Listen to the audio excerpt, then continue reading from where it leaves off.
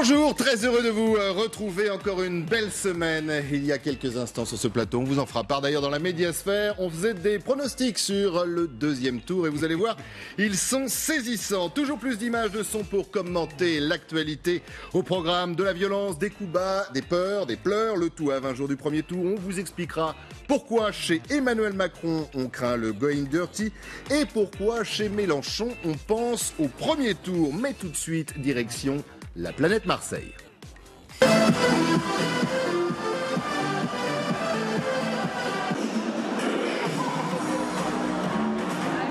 Emmanuel dans l'oreillette. Ah oui, oui. Ah ouais, c'est un fan de l'OM. Hein. Ah oui. Bon, alors ça, on peut siffler le PSG, on a le droit, allez-y.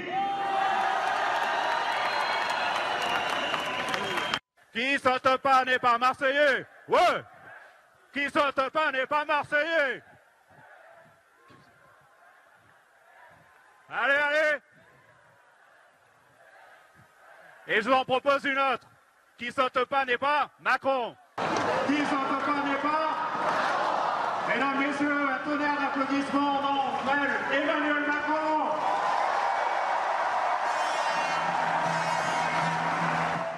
Eh oui, c'est un métier, bien évidemment, d'animer une salle. D'ailleurs, on parlera de cette salle. Il y a une petite polémique qu'on va lancer, d'ailleurs, ce matin dans la médiasphère. 6000 personnalités dans cette salle, disait la presse. Effectivement, il y en aurait beaucoup moins. Bonjour, Caroline Chevalon. Bonjour. Très heureux de vous avoir sur ce plateau, fondatrice de Code Conseil. Nous avons également, vous le connaissez, c'est un habitué de cette émission, Ludovic Delerche. Bonjour. Bonjour Christophe. Cofondateur de Doculix. Anne-Claire Ruel, bonjour. Bonjour. Fondatrice du board enseignante en communication politique à Paris 13. Et Stéphane Attal, bonjour. Bonjour. Fondateur de l'agence Les Influenceurs. Marseille, planète Marseille, ça continue. Je vois quoi? Je vois des Français! Vous alliez le faire gagner parce que c'est notre projet! Vive la République! Vive la France! Voilà, mes amis, parallèles saisissants et ça glousse sur le plateau de la médiasphère.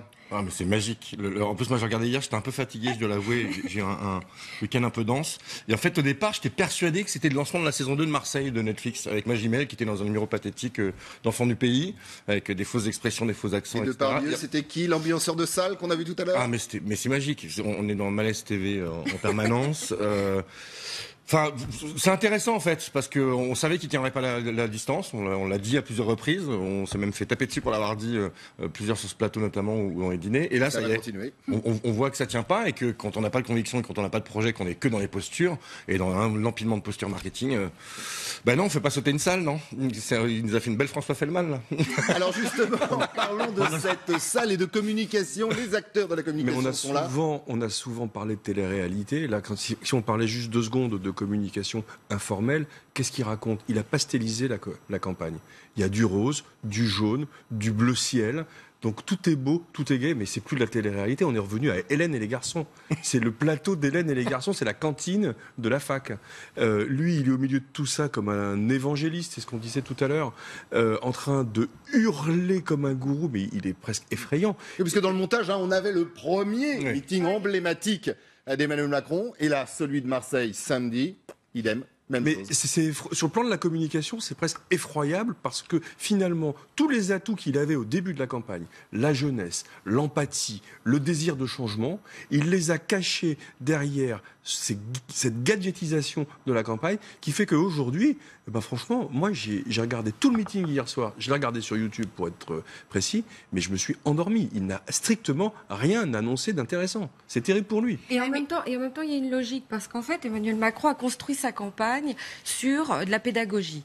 Et en fait, la première chose que l'on regarde quand on conseille un dirigeant, c'est qu'on le laisse parler naturellement pour comprendre qui il est et faire une sorte de profil de sa personnalité, surtout de sa façon de communiquer. compliqué. Dans les grandes lignes, il y a 3 profils. Vous avez les émotionnels, type Mélenchon, Le Pen, qui parlent avec leur cœur, qui parlent avec leurs émotions. Vous avez les factuels, comme Hamon, Fillon, qui sont des hommes très structurés, qui répondent par des faits. Et vous avez une 3e catégorie, qui sont des gens qui ont besoin de tout expliquer.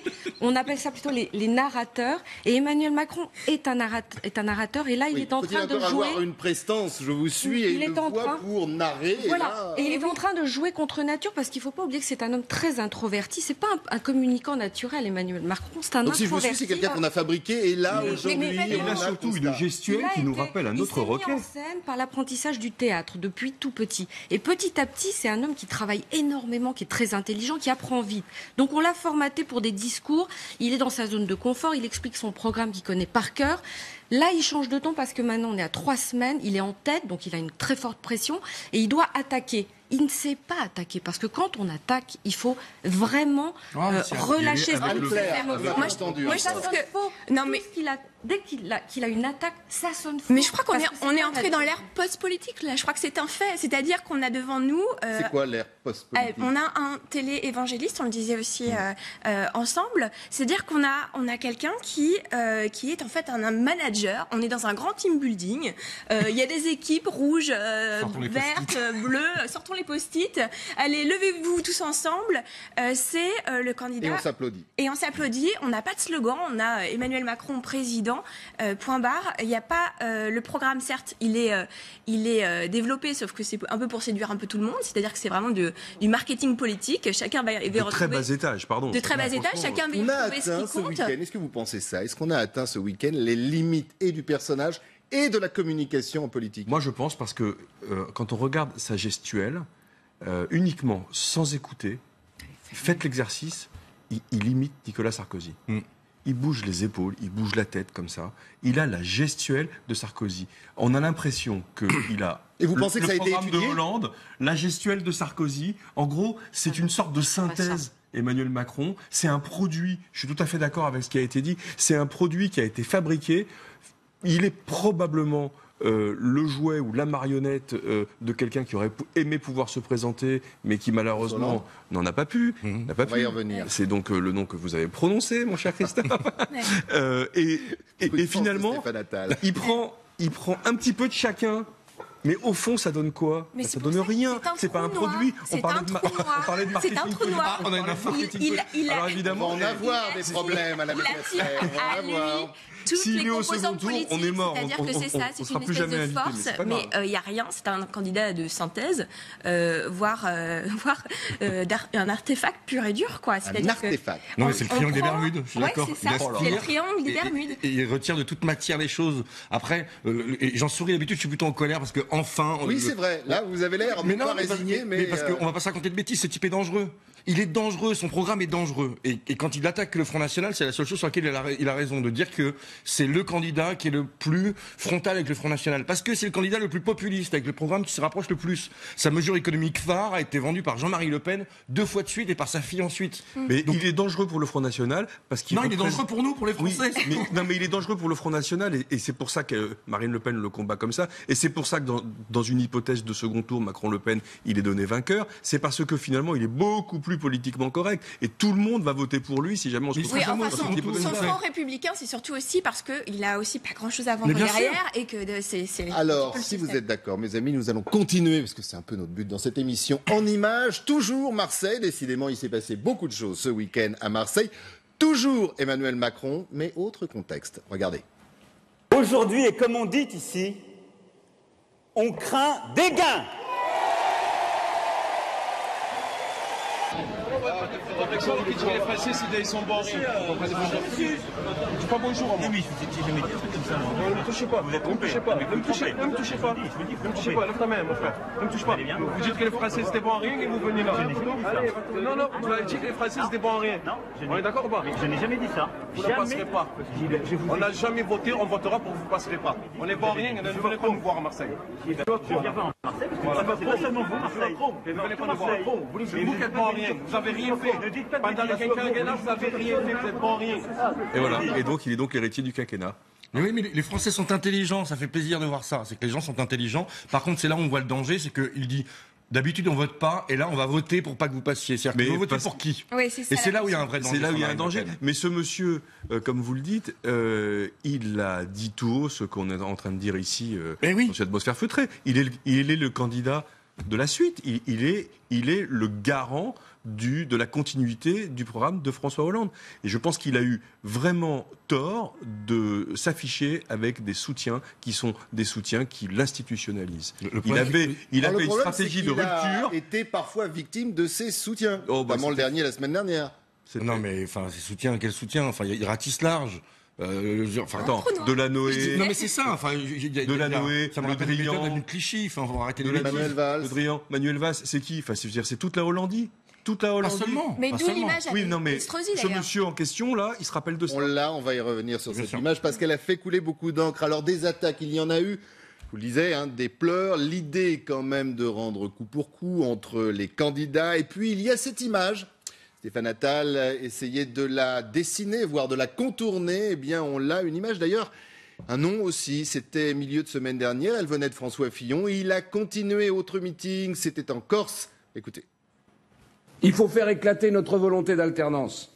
Celle d'une alternance forte, pas d'une alternance molle. Faites tomber les masques d'Emmanuel Hollande ou de François Macron, peu importe. Nos compatriotes se moquent bien de ce bal masqué politique. Ils savent bien que sous un pavillon de complaisance différent, c'est bien la même marchandise frelatée qui se trouve dans les cales et c'est surtout le même équipage. Alors, réaction bien évidemment dans quelques instants sur ce que vous venez d'entendre, mais puisqu'on est dans le Emmanuel Hollande ou dans le François Macron, regardez.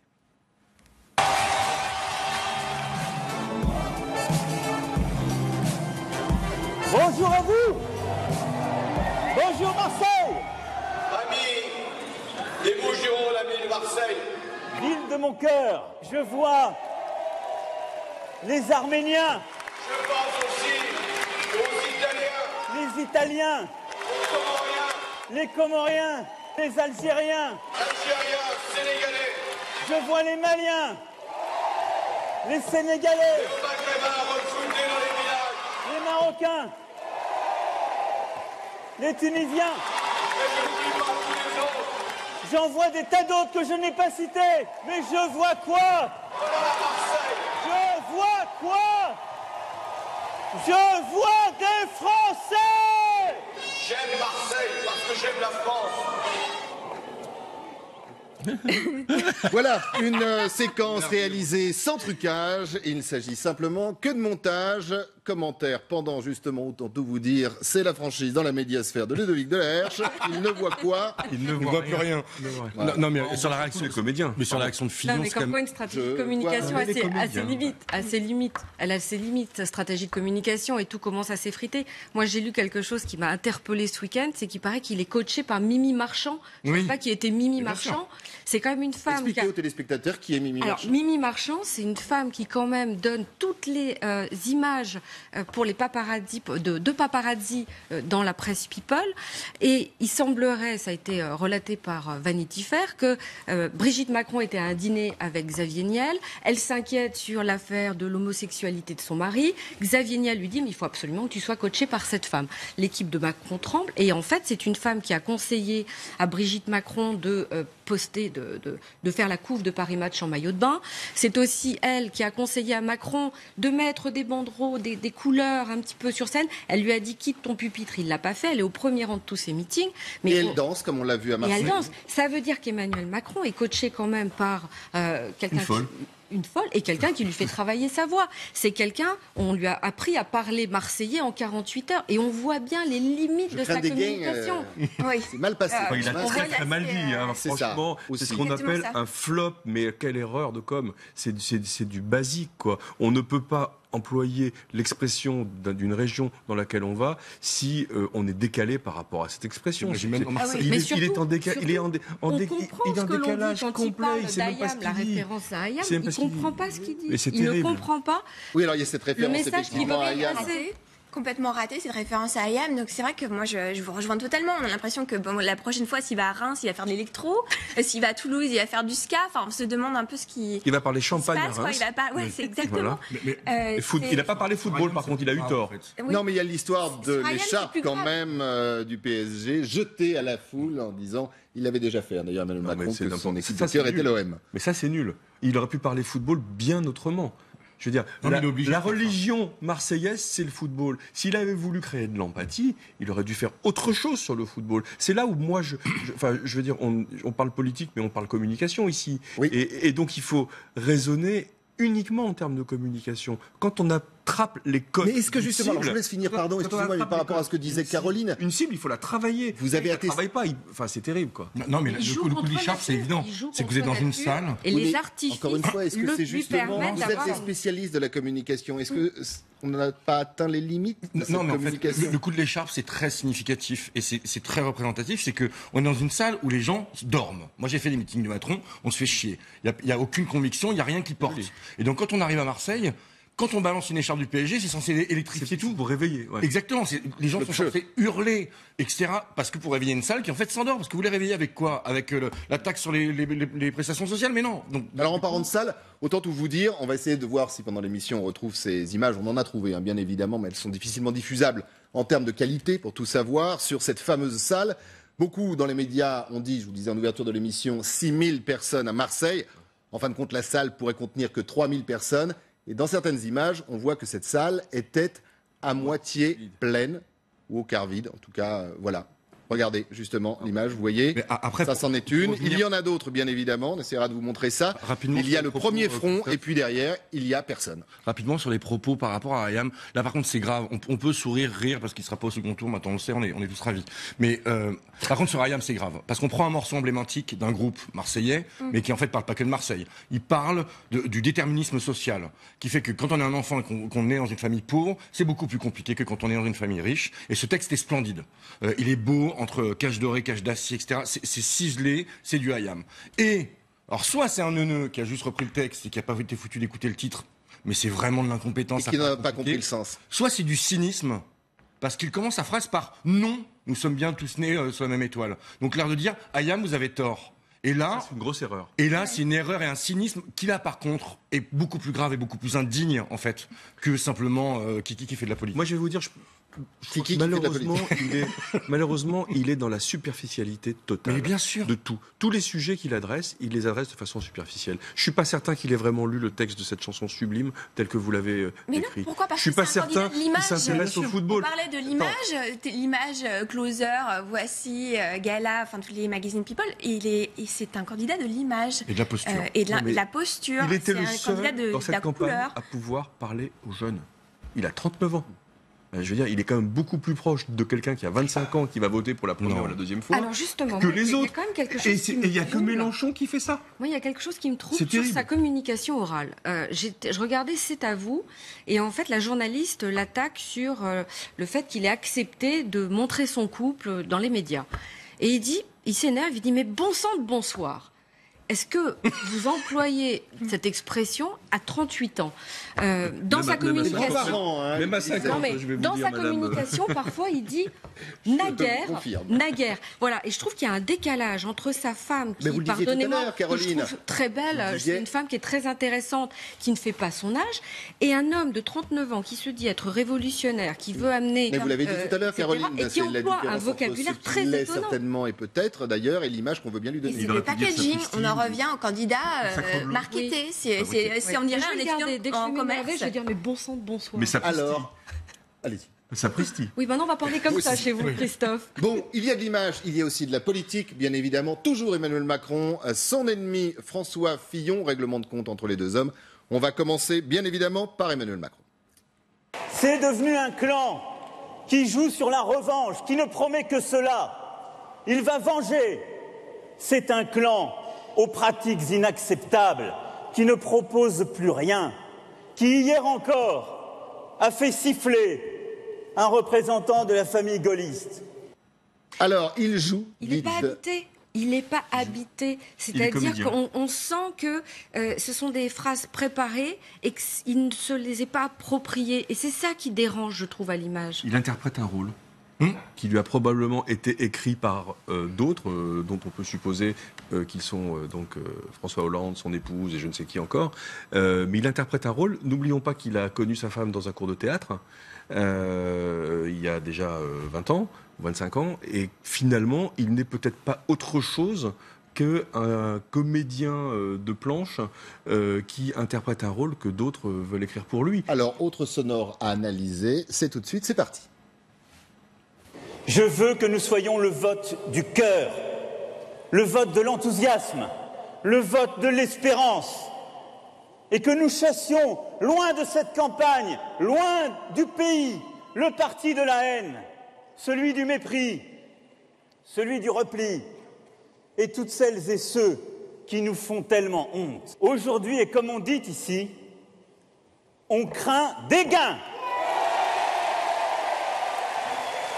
Voilà, on craint des gains, séquence 2, et commentaire de Caroline Chevalon sur ce que vous venez de voir.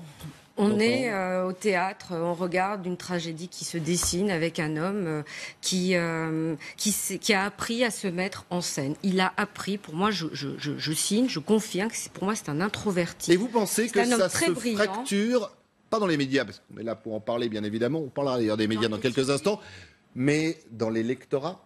Ça se voit pas dans les sondages. Mais parce que on parle de sondages. Les sondages ne représentent que les gens qui répondent au téléphone sur les enquêtes d'opinion. Donc ça représente pas les Français. Ça représente les gens qui acceptent de prendre leur téléphone après un débat pour répondre à une enquête d'opinion par téléphone. C'est censé représenter les Français. Parce que et ça représente personne. Moi, je les ai vécus dans la pub pendant 15 ans. C'est une arnaque, les sondages. C'est une arnaque. Ça ne représente personne. Ils se plantent systématiquement depuis 10 ans. Et on continue. Par contre, sur la tendance, ils perdent des points. Tout le monde perd des points. Et après, ça commence à se fracturer. Mais quand on voit Fillon qui l'attaque, bon, c'est quand même le camembert qui dit Reblochon tu pues, parce que le type se gaffe d'argent public depuis des années, nourrit sa famille, sa femme, ses enfants, tape dans la caisse. Oui. Mais il tape sur Macron en disant on va faire tomber les masques et c'est la continuité. Mais alors, bon, lui qui le fasse tomber aussi le masque. Mais après, c'est choquant en fait. C'est choquant et toute la clé, c'est l'abstention. Et on continue à nourrir l'abstention si on ne parle pas de conviction. Et donc Macron nourrit l'abstention, Fillon nourrit l'abstention parce que c'est du foutage de gueule. Alors les sondages ne sont peut-être pas des horoscopes comme peut le dire Mélenchon, mais en tout cas ils donnent des dynamiques. C'est le seul truc intéressant. C'est des tendances. C'est voir si on gagne plus 3 points, moins 3 points, etc. Donc là on voit, il est en train de descendre gentiment. Je pense que la cristallisation ne s'est pas faite encore. On est tous en train de débattre sur quand est-ce qu'a lieu la cristallisation. C'est un peu la galère de Troie aura-t-elle lieu, mais en fait je pense qu'elle n'a pas eu lieu. Je pense ce que vous appelez, pour expliquer à ceux qui nous regardent, la cristallisation, c'est le moment où on se décide vraiment pour un candidat et on est décidé fermement sur un choix de vote. Il s'est trompé. C'est ce qui fait le socle d'ailleurs du Front National. Exactement. Dit alors que la cristallisation... Exactement, parce que le Front National, les électeurs sont très décidés. Et c'est vraiment toute la différence. Je pense qu'il s'est trompé de cible marketing. Il a fait une campagne depuis le début pour les journalistes, pour les médias. C'est le seul à pas agresser les journalistes. C'est le seul à sourire, à être totalement empathique avec les médias. Il a fait une campagne pour les leaders d'opinion, jusqu'à en oublier que c'est pas les journalistes qui votent à un moment donné. Et c'est toute la limite de l'exercice. Et que les journalistes, au vu de l'ambiance, ne font plus vraiment les candidats aussi. Exactement. Et on communique sur 3 registres qui sont assez connus. C'est l'éthos, c'est qui je suis. Donc là, on voit ça s'effrite parce qu'il y a une différence entre un langage justement un petit peu de personnes plus âgées et puis qui il est vraiment. Sur le logos, donc le fond, la raison, donc quel programme on propose. Là aussi, on voit que ça s'effrite parce que finalement, le marketing politique, il est ce qu'il est. On répond aux besoins de tout le monde et c'est du micro-ciblage mais hyper large. Et puis, enfin, sur le pathos, il a fait tout sur le pathos. C'est tout sur l'empathie, tout sur l'image. Et c'est ça qui... Alors, en parlant d'image... Je ne suis pas sûre que ça va s'effriter. Il faut voir dans le temps parce qu'il a quand même une grande capacité de réactivité. Dès qu'il sent qu'un danger arrive, il réagit extrêmement vite et il désamorce régulièrement. Débat, alors, voilà. On verra effectivement demain pour ce débat. On en parlera bien évidemment dans la médiasphère en termes d'image et peut-être justement dans cette expression de savoir s'adapter, voire de semer la zizanie. Il y a une autre séquence. Là aussi, c'était ce week-end. Regardez, rencontre entre Emmanuel Macron et Christian Estrosi. Chez Macron. Je vous ai répondu. D'accord. C'est une visite républicaine. Je confirme tout ce qu'a dit le président de la région. En effet, nous avons de l'estime réciproque, de l'amitié. Et moi, je considère que c'était tout à fait normal et naturel de rendre cette visite de courtoisie. Aussi parce que je n'oublie pas le combat qui a été livré aux dernières régionales par Christian Estrosi, avec l'esprit de responsabilité qu'a eu Christophe Castaner dans cette bataille, qui, comme vous le savez, est un des soutiens de la première heure, mais avait décidé de se retirer, ne le regrette pas une seule seconde. Et je crois que les Républicains se reconnaissent à cela, savoir où sont les vrais dangers pour la République et où sont les vrais ennemis. Avec le pot de dragibus juste devant. C'est de l'incompétence, parce que n'importe quel homme politique aurait refusé ça. D'avoir Kiki avec sa petite bonbonne de dragibus face à lui, en train de parler avec Estrosi, en termes d'image, sachant ce qu'il incarne et sa jeunesse, qui est souvent taclée par les autres, normalement n'importe quel... S'il avait une équipe de com un peu compétente autour de lui, ils auraient dû refuser ce pot à bonbons face à lui. Enfin, c'est Brigitte qui lui a amené son goûter, parce que Kiki va parler pendant 1 heure avec Estrosi. Si on parle d'image et de com, rien que la lumière, donc l'éclairage de ce reportage, il est raté. Il y a un côté tamisé. Il est raté. Mais pourquoi rencontre secrète, non? Parce que ça a été fait au dernier moment, cette histoire. Ça a été dealé dans la nuit entre les équipes. Ça s'est organisé le lendemain. Et bien pourquoi? Pour contrer commenté, on va y revenir. Pour contrer Emmanuel Hollande, lancé par Fillon. C'est-à-dire que là, on a vu tous les valsistes qui arrivent. Et Estrosi, sarkozyste, se prête au jeu. Bien sûr. Bien sûr. Et puis il est redevable d'une certaine façon. Parce que l'homme qu'on a vu sauter sur scène, genre qui ne saute pas n'est pas Macron, c'est l'homme qui a permis à Estrosi d'être le président de région. C'est-à-dire qu'il est redevable, Estrosi, d'une certaine façon, et il joue aussi le fait qu'il a été hué la veille dans un meeting pour défendre François Fillon, et qu'il a toujours appelé à voter Juppé. Il a demandé à Fillon de se désister plusieurs fois. Il cherche un job. Non, mais sur 48 heures, il a vu ces deux. Mais ça vient pas d'Estrosi, hein. C'est En Marche qui a contacté Estrosi. Oui, mais il a accepté. Enfin, il a accepté. Sauf que lui a accepté en disant OK, mais je veux de la télé. Et il veut une image, ce qui n'était pas prévu par En Marche au départ. Et c'est pour ça que c'est pour le savoir, elle peut être désastreuse. Non, mais c'est pour ça que c'est monté. Ça lui sert à quoi à Estrosi d'avoir une image? Il est candidat à rien, sauf évidemment à avoir un job chez Macron, chez Fillon. Mais comme tous les opportunistes. Il y a l'ouverture, justement, notamment au centre et à droite, prônée par Emmanuel Macron. Oui, et c'est très risqué pour Macron parce que justement, Estrosi est quand même quelqu'un qui est très clivant pour la gauche. C'est contre Christiane Taubira, contre le mariage pour tous. Enfin, c'est des choses un petit peu fortes et iconiques. Il s'est attaqué à ça, quoi. Mais il en a besoin pas qu'à pour les législatives. Je vous laisse continuer si vous êtes d'accord sur le sujet. On va juste écouter ça. Estrosi, c'est un signe. C'est-à-dire que vous voyez bien que, sans vouloir surinterpréter, il y a des responsables politiques nombreux qui regardent l'avenir en pensant qu'on va devoir travailler ensemble. Et qui, en ce sens, font des signes qu'on appelle républicains. Qu'est-ce que ça veut dire, un signe républicain? Ça veut dire qu'on partage l'essentiel. Ça veut dire qu'on a en commun, quelle que soit la diversité des opinions, on a en commun un bloc de conviction. On partage l'essentiel, Estrosi-Macron. Mais ça, c'est génial. On a fait du chemin. C'est aussi le mot ralliement qui est utilisé dans cette campagne à tout va. Alors, ralliement, là, ils ont inventé un nouveau jeu. C'est-à-dire qu'on avait le ni oui ni non. C'est le ni ralliement ni soutien. Donc, on a une visite républicaine qui veut bien dire ce qu'elle veut dire d'une certaine façon. On est quand même très, très loin des belles campagnes politiques. Je veux dire, est-ce qu'on n'est pas aussi très loin des préoccupations des Français? Parce que les belles campagnes politiques répondent à des attentes du peuple. Et aujourd'hui, la campagne politique, elle répond soit des attentes des réseaux sociaux, soit des attentes des journalistes. Non, mais ce qui est plus... Moi, j'ai juste une citation que je trouve assez intéressante, qui dit Estrosi, c'est la banalisation du discours de l'extrême droite. Il ne cesse de préparer un nid douillet au Front National. Mais là, ça, c'est le mouvement En Marche il y a 1 an. Donc on voit la profondeur des convictions, et ça, c'est grave, parce que c'est pas tellement parler aux Français de leurs problèmes, parce que ça, c'est pas très intéressant, mais le fond pédagogique de réconcilier avec la vie politique, avec la vie citoyenne, de construire un projet, et en plus d'arrêter de mentir. Parce qu'on continue de mentir. Ce matin, la Bourse de Paris est en train de battre tous les records. Donc notre économie va très bien. Pourtant, ils nous disent que ça va très mal. Sur la xénophobie, le racisme, on l'entretient, parce que c'est ça qui est grave, en fait. C'est que non seulement la campagne est creuse, mais surtout, c'est pas de parler des problèmes aux Français. C'est surtout d'avoir une vraie logique de pédagogie, de réconciliation avec la politique et de reconstruction d'un avenir commun. C'est pour ça qu'on est vraiment dans l'ère post-politique. Exactement. Et je pense que c'est ça qui émerge. C'est-à-dire que c'est le candidat du moment. c'est-à-dire le candidat qui ne parle pas du sens, justement, qui est sur la forme et sur l'image, et il agrège un peu tout ça. Est-ce que vous voulez entendre une réaction politique à ces séquences qu'on vient de voir et vous allez pouvoir continuer sur le terrain où vous étiez. C'est parti. Monsieur Estrosi à Marseille reçoit Monsieur Macron. Et chacun de déballer le grand jeu de courbettes, de déclarations inamourées, de promesses de travailler ensemble. Quand ça? Demain? Non! Aujourd'hui! Dès maintenant! Et pourquoi faire? Faire reculer le chômage, l'insécurité, mettre à bas le terrorisme, le communautarisme? Non! Faire battre le Front National! Voilà. Elle fait du Le Pen, mais elle le fait très bien. C'est ça.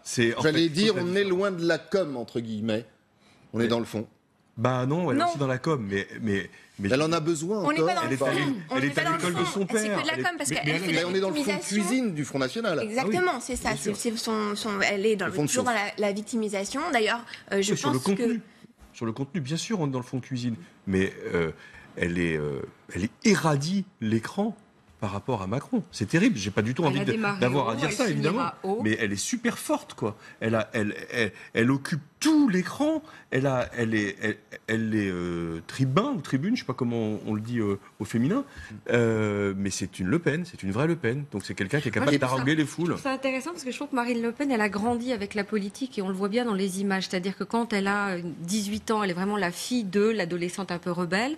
Après, on va sentir la femme. Et aujourd'hui, je trouve qu'elle est dans des codes de communication de la maman protectrice. Et ça se voit quand elle apostrophe des électeurs dans la rue. J'ai vu une image où elle disait à l'un d'entre eux, bon, vous avez terminé, je peux causer maintenant? Et on avait vraiment l'impression que c'est la maman qui va dire à table, qui tape la main sur la table. C'est Alice Sapritch dans Folcoche. Voilà. Alors, autre communication, autre élément qui revient assez souvent et très souvent, bravo pour l'image, dans cette campagne. Alors, ils l'ont tous fait, notamment ce week-end, la presse. Et comme on parle de presse, on va revenir avec Marine Le Pen. Ça pourrait résumer ce que pense une bonne partie des candidats d'ailleurs. Les médias se déchaînent pour tenter de nous atteindre de leurs flèches venimeuses. Le but ne sera pas de commenter avec neutralité et déontologie, mais de dénigrer, de caricaturer, parce qu'ils ne savent faire que cela dès que j'ouvre la bouche. Sûrement auront-ils à peine écouté le discours d'ailleurs, mais plus un Français n'est dupe de cela. Les médias encore. Mais elle est super forte. On parle quand même d'un parti qui a organisé une fraude fiscale à grande échelle avec des sociétés écrans qui vendent des kits de campagne qui sont remboursés avec l'argent public. Donc c'est une escroquerie à grande échelle. L'assistant parlementaire. Qui était organisé, on a les mails, etc. Ouais. On a quand même quelqu'un qui est sur scène avec marqué au nom du peuple, alors qu'elle a tapé dans les poches pour pouvoir nourrir des gens qui sont... Enfin, le Front National s'est construit avec des gens qui ont des noms à particules. On parle de noblesse installée. Elle a été nourrie. Mais alors là, vous retournez vers les médias, ça ne passe pas en tout cas. Ça a du mal. C'est pas François Fillon. Et on a quelqu'un qui parle aussi à l'électorat le plus populaire, alors que c'est quand même quelqu'un qui vient aussi d'une grande bourgeoisie. Il y a une espèce de hiatus comme ça, et pourtant tout passe. Tout est calculé dans les vêtements. D'ailleurs, je ne sais pas si vous avez vu. Tout simplement parce qu'on s'y attend. Là concernant sur l'Europe, c'est évidemment on s'y attend. Ce qui a provoqué l'affaire Fillon, c'est qu'on ne s'y attendait pas. Le peuple ne s'y attendait pas, et il a provoqué un effet de sidération suite aux révélations du Canard enchaîné, qui a cristallisé sur les affaires. Mais avec elle, on s'y attend, ça a toujours été comme ça. Sauf son père est un magouilleur, je suis entièrement d'accord avec vous. C'est un grand enfumeur. Sa fille, pareil. Il va savoir si les deux sœurs, c'est pas la même chose aussi. J'en sais rien. Mais la grande différence, effectivement, c'est qu'elle n'a jamais dit qu'elle était irréprochable. La grande différence avec Fillon, c'est ça. C'est d'ailleurs ce qu'il a regretté ce week-end en Corse, François Fillon, quand il a dit voilà, je l'ai dit et c'est pour ça que tout le monde m'est tombé dessus. Bien sûr. J'aurais pas dû le dire, c'était une erreur. Pas le fond, d'ailleurs, mais la forme formule était une mais en plus, il y a un fond. Je vais raconter une scène avec Marine Le Pen que j'ai vécue il y a quelques années. Il y a un fond chez elle qui est assez intéressant. Je me suis occupé d'une école de rugby pendant très longtemps et son fils jouait à Suresnes. Et donc, j'étais moi avec le Racing et toute l'école de rugby du Racing. Et elle vient chercher son enfant. Et elle sait que c'est Front National. Elle a l'habitude de l'hostilité des gens, etc. Et on voit qu'elle balaye et rapidement. Moi, je me suis battu toute ma vie contre Front National, donc ça devait se voir. La seule personne qu'elle a targetée, c'est moi, et pendant 2 heures, elle ne m'a pas lâché. Et elle est redoutable, parce qu'elle est habile, elle est intelligente, c'est une femme cultivée, donc tout est bien travaillé, et elle aime cet affrontement d'aller tout le temps au plus difficile. C'est la grande différence, qu'il y a 2 grands populistes aujourd'hui, qui sont elle et donc Macron. La grande différence, J'allais vous poser la question, vous voyez. J'en prends un petit peu quand même. Parlons pas de Mélenchon il y a 5 ans. On va en parler pourtant dans 2 minutes. Mélenchon, aujourd'hui, c'est très différent en fait. Et sur le fond de son programme, il a un fond populiste depuis très longtemps. Si on regarde son programme-là, il n'y a rien de populiste dans son programme en réalité. Vous parlez de Mélenchon. Et vous savez quoi ? On va en parler tout de suite. Quelle transition! Ah, c'est bien, c'est préparé. Oh là là là là là là là. Mélenchon, on l'a titré comme le 3e homme. Lui pense peut-être le 2e, et certains, pourquoi pas, sur ce plateau, pensent même 1er homme. En tout cas, on l'écoute parce que Mélenchon a un poids, Mélenchon a un appui, les astres. Il est vrai que depuis plusieurs jours, les horoscopes nous sont favorables.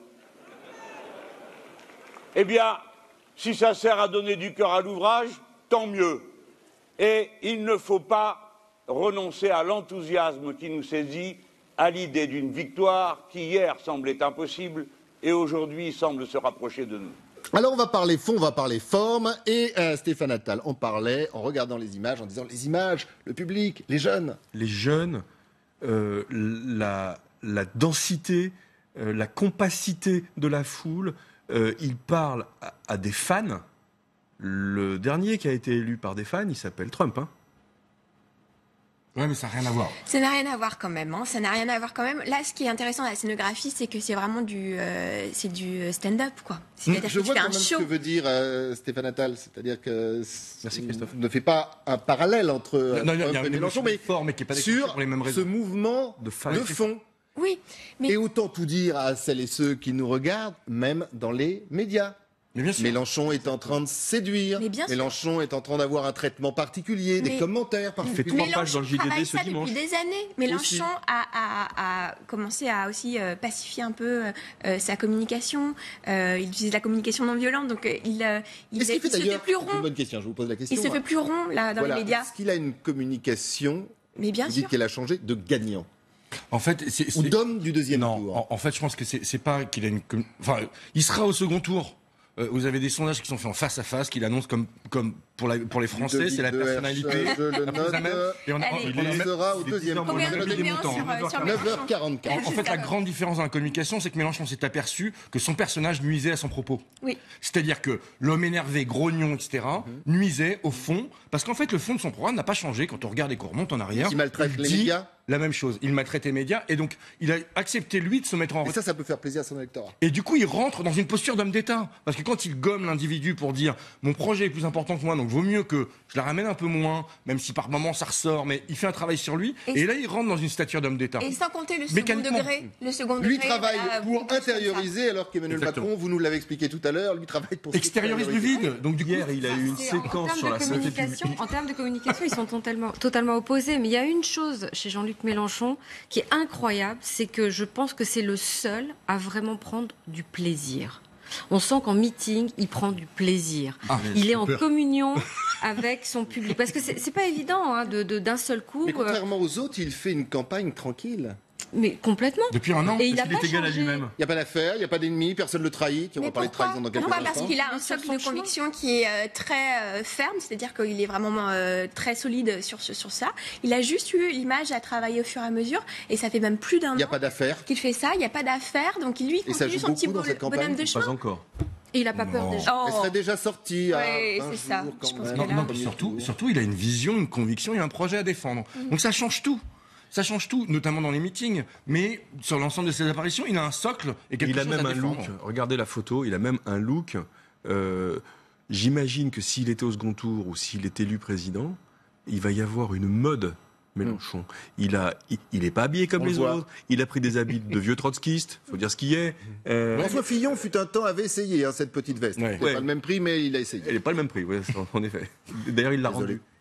Le seul danger que je vois dans sa communication, c'est qu'à un moment donné, la forme prenne le dessus sur son programme et sur les idées qu'il faut en ressortir. Parce que finalement, on pourrait presque tous aller voir un meeting de Mélenchon pour le spectacle, parce que c'est un excellent orateur, parce qu'on attend sa petite phrase, on attend la façon dont il va être un peu perdu. Et il y en a, regardez aujourd'hui, on parle plus de l'horoscope que de ses idées. Ce dont parlait Stéphane Attal tout à l'heure, et cette image avec Trump, il y a toujours la bonne phrase, on attaque toujours les médias, il y a toujours quand même, quelque part dans ces messages, des codes qui sont respectés, et ça fonctionne. Ça semble le Washington Post, la veille de l'élection américaine, donnait Clinton élu à 80%. Mais bien sûr. La veille. Donc c'est quand même terrible. J'en parlais avec un camarade hier à dîner qui était aux États-Unis à ce moment-là, et qui me disait, notamment sur la Floride, mais c'est juste incroyable que les médias comme le Washington Post ou d'autres annonçaient Trump gagnant, et notamment en Floride, Clinton, pardon, et notamment en Floride. On disait quand on prenait la route,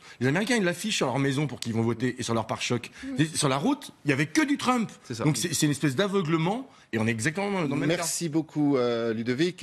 Décidément, nous avons vraiment préparé les transitions. Quel numéro de Parce que quand on prend la route, on peut prendre la route avec une caravane. Et justement, oui, elle est très dure celle-là, ce matin, 8h30, je vois que ça réagit pas tellement sur le plateau, 8h30, il y a un autre, regardez, candidat qui lance la caravane du revenu universel, le cœur qui bat la France, bien sûr, le pauvre Hamon, une campagne difficile, lâchée, trahie, il essaye, il espère, la conviction, regardez sur ces images, elle n'est pas vraiment là, Ludovic de la Herche disait la vache, je vous laisse le commentaire. Non mais c'est triste parce qu'il a fait une belle campagne. Enfin, il fait un bon programme, une belle campagne. Sauf qu'il est aidé par personne.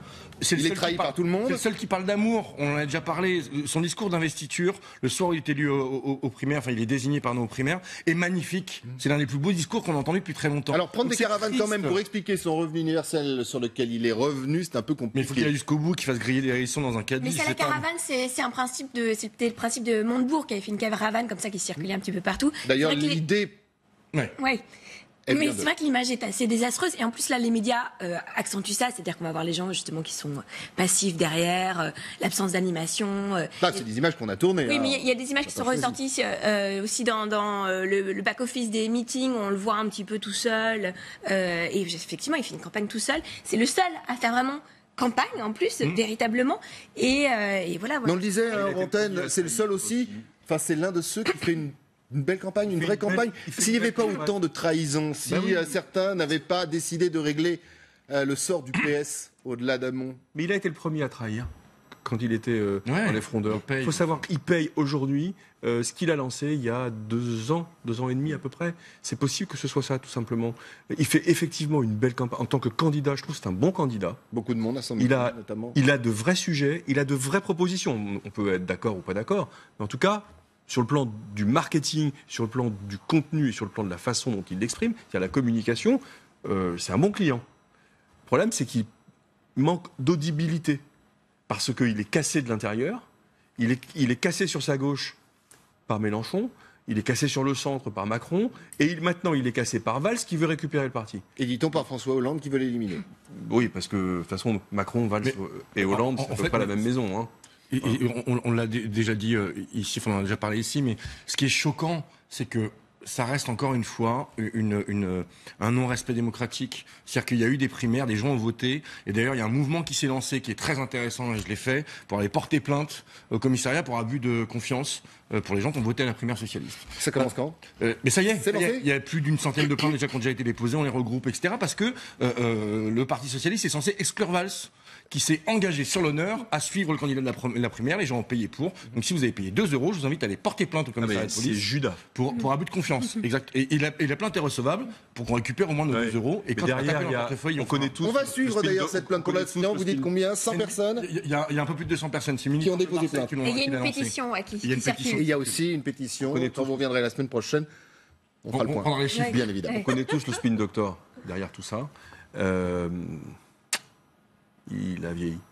Il a vieilli. Moi, je dirais qu'il a toujours eu un problème d'image et qu'il n'a pas un mental de leader et on le voit pas descendre les Champs-Élysées et lui-même n'y croit pas. Oui, mais en attendant, il fait le job sur un terrain qui est intéressant, c'est qu'il fait un job de démocratie, de pédagogie, pardon. Ça suffit pas. Oui, mais c'est nécessaire. Et aujourd'hui, on en a besoin. Mais on est peut-être justement sur le parallèle dont on parle dans cette émission depuis le début de cette campagne entre le décorum, l'image, le spectacle et la réalité. Et ceux qui sont là depuis et le longtemps. terrain. Le Pen est là depuis très longtemps. Mélenchon, c'est quelqu'un qu'on connaît. Ce sont des personnages qu'on suit au fur et à mesure, un peu comme des saisons finalement d'un feuilleton.